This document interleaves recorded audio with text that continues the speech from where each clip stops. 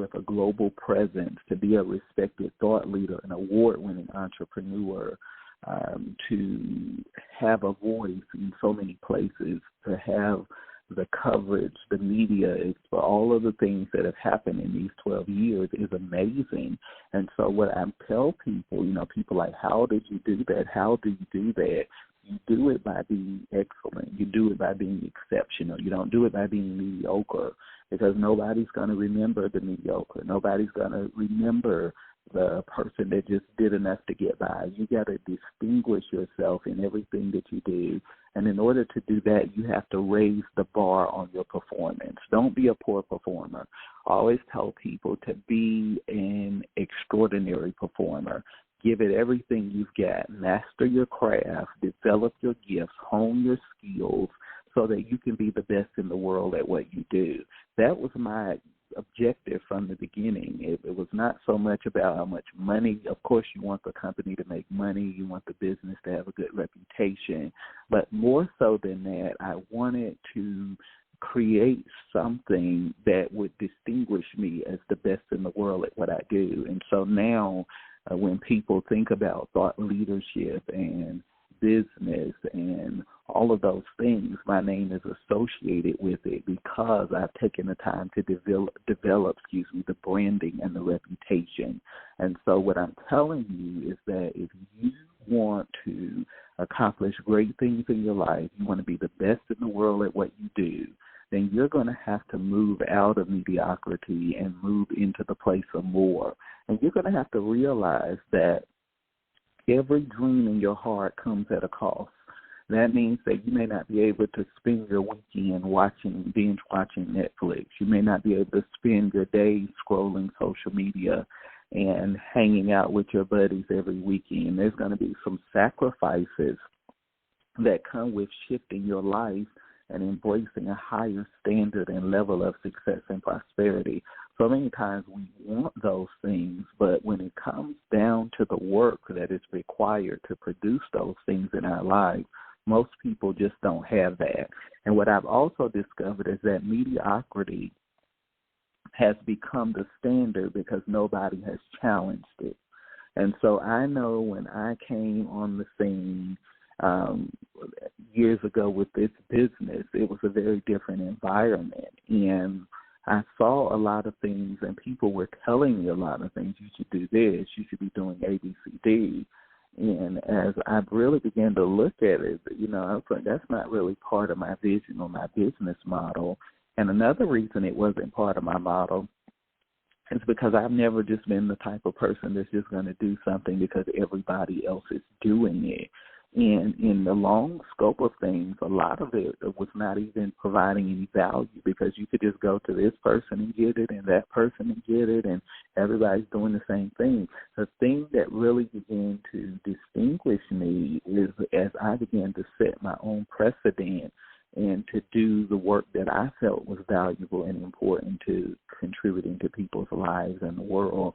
And as a result of that, it began to set me apart anyway. And now I see how the evolution has happened over the years, and those same people that were telling me to do that are now saying, can you help me because this is not working for me. And so what I'm telling you is that mediocrity stands because nobody challenges it. And a standard that is never challenged produces a status quo life. I want you to write that down. A standard that is never challenged will produce a status quo life. I always tell people you're not in competition with anybody. Break the spirit of rivalry and competition off of your life. I decree right now that it's being broken. You don't have to compete with anybody. You don't have to be like anybody. You don't have to outpace anybody. All you have to do is be the best and greatest version of yourself. And so for these 12 years, I have not paid a lot of attention to what other people are doing. I have just worked at being my best. Every single day I get up with the goal and the intention to be better than I was yesterday.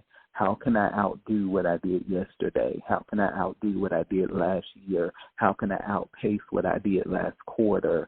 And so I believe that if you will get out of trying to compete and compare yourself with everybody else and really get consumed with your vision, There's no limits to the level of success you can reach and the limitless potential that you can begin to unlock on the inside of you. But it starts with you getting a clear vision of your life, where it is you want to go, what you want to do, what you want to build, and what you want to accomplish in your life. And so I want you to set new standards. Whatever your dream is, whatever your vision is, whatever your goal is, set a new standard. Don't just settle for the mediocre and the mundane and what has always been, but how can you push the envelope? How can you challenge the boundaries of what is possible and set a new precedent in the things that you're doing? That's something I want you to think about.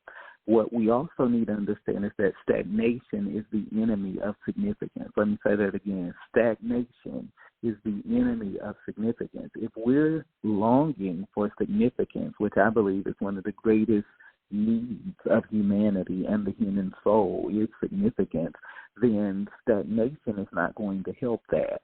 And what I have learned in my life is that what happens, there's a 3-part cycle that creates this in our lives. It starts with tolerating something that we know we need to change. Toleration morphs into frustration, and then frustration becomes stagnation, and then stagnation ultimately becomes the exploration of a dream, goal, desire, whatever it is we want to accomplish. Let me say it again. It starts out as a toleration. We have an awareness, a knowledge of something that needs to change in our lives, but we won't change it.